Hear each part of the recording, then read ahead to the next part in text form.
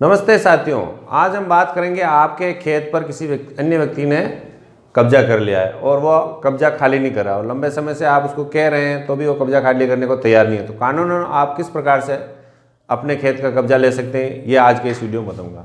जैसे ये आपका खेत है जो रेकर्ड में आपके नाम है,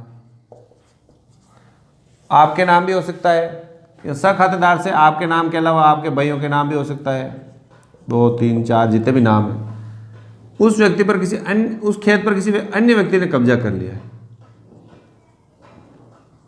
अब यह कब्जा कितनी प्रकार से कर सकता है? वो तो एक तो कब्जा करता है बिना किसी कारण से, अपने शरीर के जोर से जबरन कब्जा कर लिया। दूसरा कब्जा किया कि आपने उस खेत को उसको गिरवी रखा, आप उसको गिरवी के पैसे देने को तैयार हैं, वो पैसे लेने को तैयार ही नहीं और कब्जा खाली नहीं कर रहा है, या आपने उसको गिरवी की रकम भी उसको लौटा दी फिर भी वो कब्जा खाली नहीं कर रहा है। तीसरा तरीका हो सकता है कि आपने उसको सिजारा दिया हो और सिजारा देने के बाद भी वो उसका सिजारे का समय पूरा हो गया फिर भी वो खेत को खाली नहीं कर रहा है। चौथा तरीका हो सकता है कि आपने उसको खेत को ठेके पर दिया हो, भाई 1 साल 2 साल तो बुआई करना, 1-2 साल का समय हो गया फिर भी वो जबरन कब्जा करके बैठा है, खाली नहीं कर रहा है। और पांचवी परिस्थिति हो सकती है कि आपके ने या आपके परिवार वाले के या आपके पिताजी ने कभी उस खेत की अदला बदली की हो, ये खेत उसको दिया हो, ये खेत आपने लिया हो और वो अब इस खेत पर उसके नाम पे तो नहीं आया अदला बदली में, या उसके नाम चला है या आपके नाम चल रहा है, मगर वो आपका खेत खाली नहीं कर रहा और आपने उसका खेत खाली कर दिया हो। छठी परिस्थिति यह हो सकती है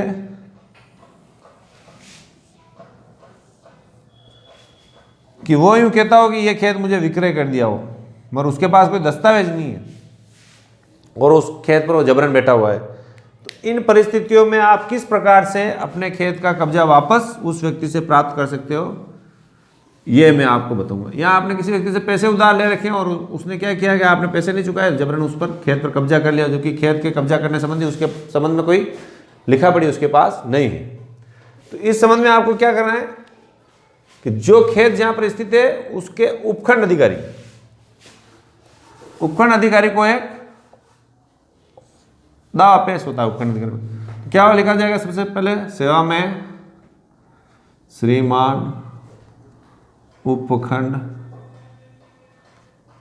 अधिकारी, जैसे ये आ गया वल्लभनगर के, आ गया वल्लभनगर, ठीक है। अब क्या लिखना है? जो कोर्ट में आवेदक कर रहा है उसका नाम लिखना है। आवेदक कौन कर रहा है? जैसे मैं कर रहा हूं मान लो, तो मेरा नाम आ जाएगा मुकेश कुमार गोपावत, ठीक है। ये मेरे पिताजी का नाम आ गया सही, या मेरी उम्र आ जाएगी और ये आ जाएगा मेरा निवास स्थान। ये कोई अन्य दूसरा भी है मेरे साथ खातेदार, वो आवेदक कर रहा है, उसका नाम भी आ जाएगा। आपके दिमाग में ये होगी कि जैसे इस खेत के 4 खातेदार हैं, बाकी 3 खातेदार आवेदक करने को तैयार नहीं है, क्या मैं अकेला आवेदक कर सकता हूं? तो निश्चित रूप से आप अकेला आवेदक कर सकते हैं, या उनमें जो भी तैयार हैं वो भी साथ लग सकते हैं, नहीं तो आप अकेले भी आवेदक करके कब्जा खाली कर सकते हैं। दूसरे जो भी है वो आगे आवेदक, ये हो गया आवेदक, या ये वादी भी हो गई। फिर क्या आपको बनाम का मतलब क्या होता है? किस पर कर रहे हो? जिसने जबरन कब्जा कर रखा है।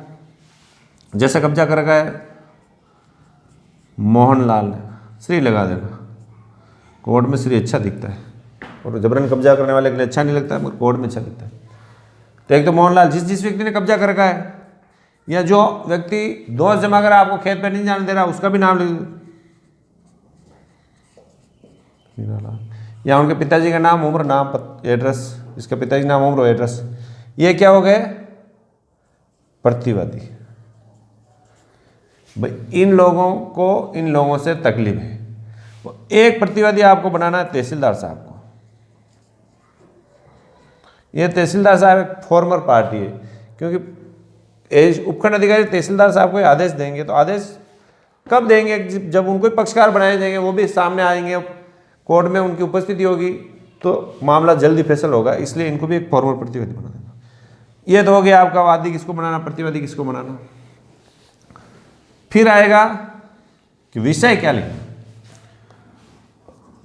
विषय ऐसा होना चाहिए कि अधिकारी को पढ़ते पता चल जाए कि मामला क्या है, कि हमारी आराजी से जबरन कब्जा करने वाले को हटाने हेतु निवेदन। ठीक है, ये हो गया। अब कानून में सेक्शन में लिखना चाहो अगर धारा, प्रार्थना पत्र अंतर्गत धारा, तो ये लिख दो प्रार्थना पत्र अंतर्गत धारा 83 राजस्थान टेनेंसी एक्ट में आ जाएगा। अगर आप राजस्थान के नहीं और बाहर के हैं तो जो भी आपके टेनेंसी एक्ट में है धारा वो आ जाएगी। कानून पूरे भारत में एक जैसे ही है, बस धाराएं बदल जाएगी। यह विषय आ गया। फिर आएगा कोर्ट को आप क्या कहना चाहते हो कि महोदय जी विनम्र निवेदन है कि कोर्ट से विनम्रता से बात करनी, इसलिए विनम्र निवेदन है कि। फिर कलम संख्या 1, कलम संख्या 1 में क्या लिखना होता है, आपका परिचय कि भाई आप क्या हो, इस खेत के किस तरह से मालिक हो। तो उसमें क्या करना है कि यह कि गांव, जैसे जिस खेत जिस गांव में जैसे मेरा है तो गांव खरसान। फिर पटवार हल्का क्या लगता है आपके, पटवार हल्का खरसान में आराजी नंबर, जो इस आराजी नंबर जो खेत है, मान लो इस आराजी के नंबर 1624। फिर रकबा कितना रकबा है, 6 बीघा 10 बीघा जो भी है, 6 बीघा लिख दिया। जिसके हम वादीगण खातेदार हैं। ठीक है, और एक ही वादी अगर खातेदार में से एक ही कराया तो लिख देना जिसके खातेदार ये हैं उन सब खातेदार के नाम लिख देना। और सब अगर खातेदार कर रहे हैं तो हम वादीगण खातेदार ही आ जाएगा। दूसरी कलम में क्या लिखना, फिर दूसरी कलम में जिसने कब्जा किया कर लिया जबरन उसके बारे में लिखना है। क्या लिखना है, यह कि कलम संख्या 1 में वर्णित आराजी पर प्रतिवादी संख्या 1 व 2 ने, जो भी हो जीते उनके नाम ले, 1 2 3 4 ने जबरन बिना किसी विधिक अधिकार के कब्जा कर लिया है तथा उक्त खेत हम वादीगण को सपुर्द करने के लिए तैयार नहीं है। यह आ गई दूसरी कलम।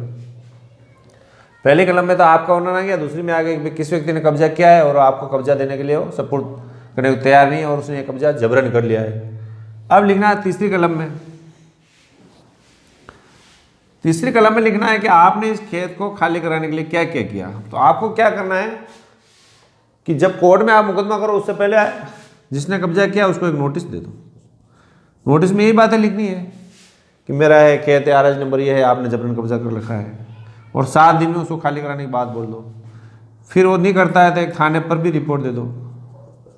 थाना अधिकारी आएंगे, अगर थाना अधिकारी वालों ने करा दी खाली तो आपको दावा करने की जरूरत ही नहीं है। नहीं कराया तो फिर इस तीसरी कलम में लिखना कि मैंने यह कि हम वादीगण ने दिनांक जो भी हो को प्रतिवादी गण को नोटिस भी दिया, वह थाने पर कार्रवाई भी कराई, किंतु हमें हमारा खेत का कब्जा नहीं मिला है जिससे यह वाद पेश करना पड़ रहा है। ये आगे तीसरी कलम है। चौथी कलम में आपको मांगनी है रिलीफ। रिलीफ में क्या लिखना है? यह कि कलम संख्या 1 में वर्णित आराजी का कब्जा प्रतिवादी संख्या नाम लिखना, उनसे हटाकर हमें सुपुर्द किया जाए। ये पूरी चौथी कलम आ गई। और पांचवी कलम में लिखना है कि यदि वापस कब्जा हटाने के बाद ये कब्जा कर लें, आपको कब्जा नहीं हटाया तो जरिए तहसीलदार से हटाया जाए, और वापस कब्जा कर ले तो इनको जेल में बंद किया जाए और फिर आपके दिनांक और हस्ताक्षर कर दें। और ये एप्लीकेशन इसके साथ आपकी जमाबंदी की नकल, नक्शा ट्रेस, और अगर आपने नोटिस दिलाया तो नोटिस, थाने में रिपोर्ट दी थाने की रिपोर्ट की कॉपी आपको साथ में पेश करनी है। इसके बाद क्या होगा?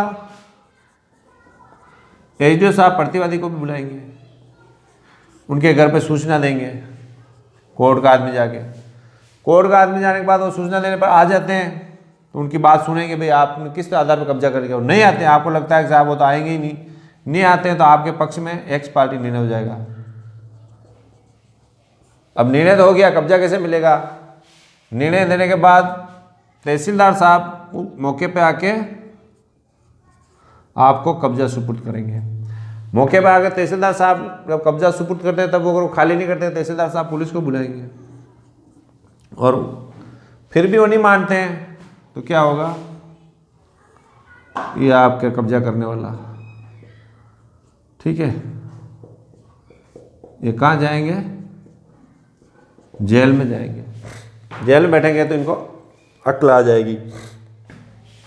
आपको एक बार कब्जा तहसीलदार साहब ने सुपुर्द कर दिया है, उसके बाद भी वापस ये कब्जा कर लेते हैं तो वापस आपको मुकदमा करने की जरूरत नहीं है।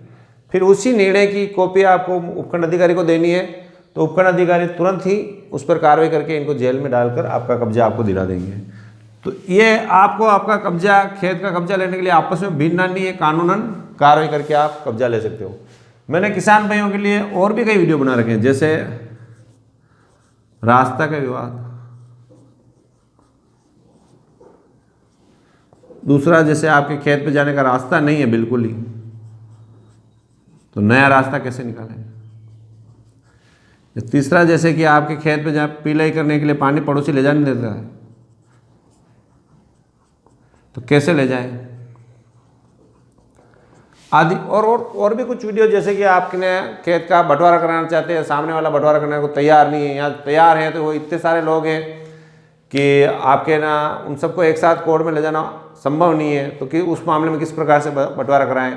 या आपकी पुश्तैनी ज़मीन है, आपके पिताजी की ज़मीन थी, वो आपके 2 भाइयों के नाम है और आपके नाम नहीं आई, या भाइयों के नाम आ गए बहनों के नाम नहीं आई, या बहनों के नाम आ गए बहना हत्या कराना चाहती है, तो कानूनन रूप किस प्रकार से आप क्या क्या कर सकते हैं, ये मैंने अपने वीडियो में बहुत ही सरल तरीके से आपको समझा रखा है। इसलिए मेरे वीडियो को देखें और चैनल को सब्सक्राइब करें। जय जवान, जय किसान, जय हिंद।